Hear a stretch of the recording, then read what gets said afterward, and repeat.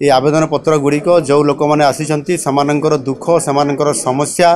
जो गुड़िक दीर्घ दिन होकर पड़ी रही तार समाधान हो पार ना ताहारी उपर मुख्यमंत्री निकट में भरोसा कर सामानकर कथा को एठी आलोचना करिकी संपृक्त आमर विभागर 5 जन सचिव एठी उपस्थित अछंती एवं तांकुर सहयोग करने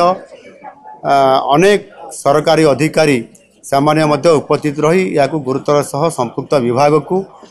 जन दि जाउछि एवं खूब शीघ्र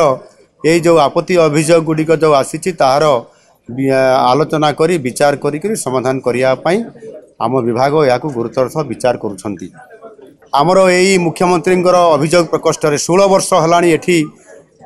मुख्यमंत्री पूर्वतन से एठी आसिक निजे ए कथा को गुरुत्व दौ नथिले एवं यार त्वरान्वित करने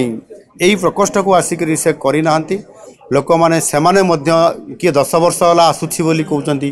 किए 7 वर्ष है मुझे रेगुलर आसूची बोली कहते किंतु मुख्यमंत्री आसती ना किसी अधिकारी आसती आमर दरखास्तटी विचार पाई संपृक्त विभाग को जाए नहीं बा अधिकारी पाखक जाए नहीं मंत्री पाखक ये जाए नहीं ये जो अभियोग गुड़िक आसूँ से मु निजे मंत्री मान को निजे एठी आज 6 जन मंत्री एठी अछंती एठी आसिक समस्त कथा को सामने शुणुंट ताहा द्वारा यह लोक न्याय देवाई संभव हम एवं खूब शीघ्र जमी आम गत 15 दिन पूर्व प्रथम यह आरंभ करूँ ता भितर आमर सीएम रु किछि फोन एवं ताहा उपरे पदक्षेप नेबाई घर को मध्य संपृक्त अधिकारी पाखक जाऊँगी तेणु साधारणतः भाव में यह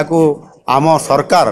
प्राथमिकता दौरान एवं लोक न्याय देवाई आम चेष्टा करुचु यह आहरी आम गोटे अलग टाइप्र आउ गोटे आम ढांचा तैयारी करुचु जो थे कि साधारण लोक मैंने निज जिले में जो आम जिलापाल मैंने से ग्रीभांस निजे रहीकि अफिसर मान सहित ये कार्यक्रम करुँच केमी जिले में बेसी रे